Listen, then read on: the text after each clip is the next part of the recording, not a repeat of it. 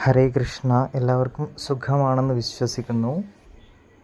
അപ്പോൾ ഇന്ന് ഞാൻ പറയാൻ പോകുന്നത് ഭഗവാൻ ശ്രീകൃഷ്ണൻ്റെ സുദർശന ചക്രത്തെ എങ്ങനെ അതിനെ നമ്മുടെ ജീവിതത്തിലേക്ക് നമുക്കെങ്ങനെ പ്രയോജനപ്പെടുത്താം എന്നുള്ളതാണ്.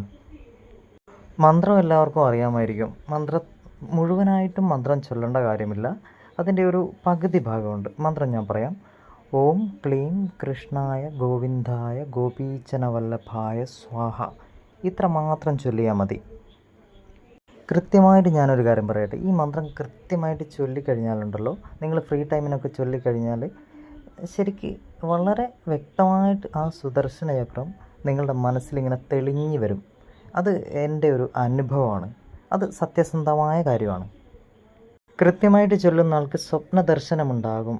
ഈ ഈ സുദർശന ചക്രം നിങ്ങളെ സ്വപ്നത്തിൽ നിങ്ങൾക്ക് കാണാൻ കഴിയും. അതാണ് ഇതിൻ്റെ ഒരു പ്രത്യേകത. ഭഗവാന്റെ കുണ്ഡലിനി ശക്തിയാണ് സുദർശന ചക്രം. അതുകൊണ്ട് തന്നെ ഇത് ചൊല്ലിക്കഴിഞ്ഞാൽ നിങ്ങളുടെ കുണ്ഡലിനിയിലും അതിൻ്റെ പ്രകമ്പനങ്ങൾ ഉണ്ടായേക്കാം. ചില സമയങ്ങളിൽ അങ്ങനെ സംഭവിച്ചതായിട്ട് ഒരുപാട് ആളുകൾ നമ്മളോട് പറഞ്ഞിട്ടുണ്ട്. ഞാനത് ചൊല്ലിയിട്ടുണ്ട് ഒരുപാട്. എനിക്കത് ഇതുവരെ ഉണ്ടായിട്ടില്ല, പക്ഷേ ഉണ്ടായേക്കാം ഇനി ഭാവിയിൽ.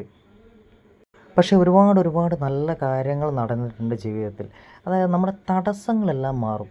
നമുക്കൊരു ബ്ലോക്കേജ്, അതായത് ഒരു കാര്യം ബ്ലോക്കായി കിടക്കുന്നുണ്ടെങ്കിൽ നമുക്ക് ഈ മന്ത്രം ചൊല്ലുന്നതിലൂടെ ആ ബ്ലോക്ക് മാറ്റിയെടുക്കാൻ കഴിയും. ഉദാഹരണത്തിന് നമുക്കൊരാൾ പൈസ തരാനുണ്ടെന്ന് വെച്ചോ, അതിങ്ങനെ ബ്ലോക്കായിട്ട് കുടുങ്ങി കിടക്കുകയാണെന്ന് വെച്ചു. അപ്പോൾ നമ്മൾ ഈ മന്ത്രം ആ ഒരു കാര്യത്തിനെ മുന്നിൽ കണ്ടുകൊണ്ട് ആ ഒരു പൈസ എനിക്ക് കിട്ടി എന്നുള്ള രീതിയിൽ നമ്മുടെ മനസ്സിൽ ആ ഒരു ചിത്രം വിഷ്വലൈസ് ചെയ്തുകൊണ്ട് നമ്മൾ ഈ മന്ത്രം ചൊല്ലിയാലുണ്ടല്ലോ, ആ ബ്ലോക്ക് മാറിയിട്ട് നമുക്ക് ആ പൈസ തിരിച്ചു തരാനുള്ള